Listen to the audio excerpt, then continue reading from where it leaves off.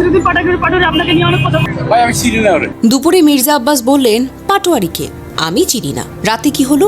চেনানোর দায়িত্ব নিজেই নিলেন নাসিরুদ্দিন পাটোয়ারি।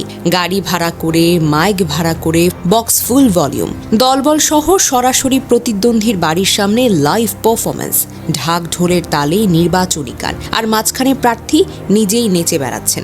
রাজনীতিতে বিতর্ক নতুন কিছু না, কিন্তু বাড়ির সামনে নাচিয়ে পরিচয় নিশ্চিত করা এটা সত্যিই নতুন একটা ধারা। সামাজিক মাধ্যমে ছড়িয়ে পড়া ভিডিওতে দেখা যায় নাসিরুদ্দিন পাটোয়ারি দল বল নিয়ে সরাসরি মির্জা আব্বাসের বাসার সামনে গিয়ে একটি গাড়ির উপর দাঁড়িয়ে সাউন্ড বক্স বাজিয়ে নির্বাচনী গানের তালে নাচছেন। ঘটনাস্থলে উপস্থিত মানুষজন প্রথমে বিস্মিত হলেও অল্প সময়ে অনেকে মোবাইল ফোনে ভিডিও ধারণ শুরু করেন। কয়েক মিনিটের মধ্যেই দৃশ্যটি ফেসবুক সহ বিভিন্ন প্ল্যাটফর্মে ছড়িয়ে পড়ে এবং দ্রুত আলোচনার কেন্দ্রবিন্দুতে পরিণত হয়।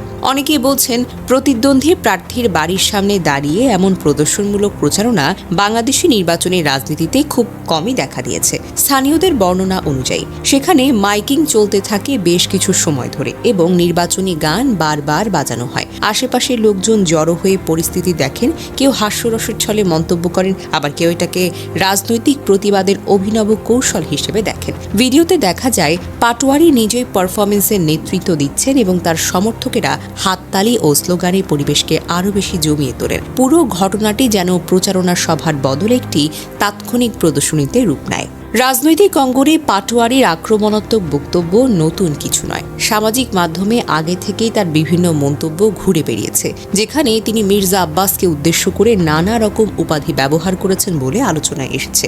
এসব মন্তব্য ঘিরেও সমর্থক বা সমালোচকদের মধ্যে দীর্ঘদিন ধরেই বিতর্ক রয়েছে। তবে এই সাম্প্রতিক ঘটনায় মির্জা আব্বাসের পক্ষ থেকে তাৎক্ষণিক কোনো প্রতিক্রিয়া দেখা যায়নি। তার ঘনিষ্ঠদের ভাষ্য অনুযায়ী তিনি পরিস্থিতিতে সংযম দেখিয়েছেন এবং উত্তেজনাপূর্ণ পরিবেশ তৈরি না করে নীরব অবস্থানই বজায় রেখেছেন, যা অনেকের মতে রাজনৈতিক ধৈর্যের উদাহরণ। বিশ্লেষকরা বলছেন, ঘটনাটি মূলত দুই ধরনের বার্তা দিয়েছে।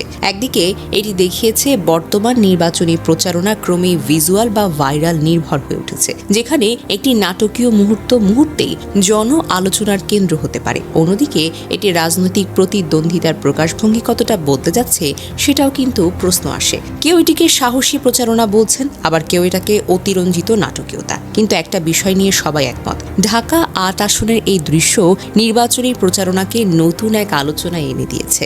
মজার ব্যাপার হলো, এই দুই প্রার্থীর রেষারেষি এতটাই তীব্র যে অনলাইন গেম বানানো হয়েছে। আপনি ঠিকই শুনেছেন, আব্বাস ভার্সেস পাটোয়ারি এই নামে একটি ফান গেম রিলিজ হয়েছে। এমনকি তৃতীয় ভার্সনও কিন্তু বের হয়ে গেছে।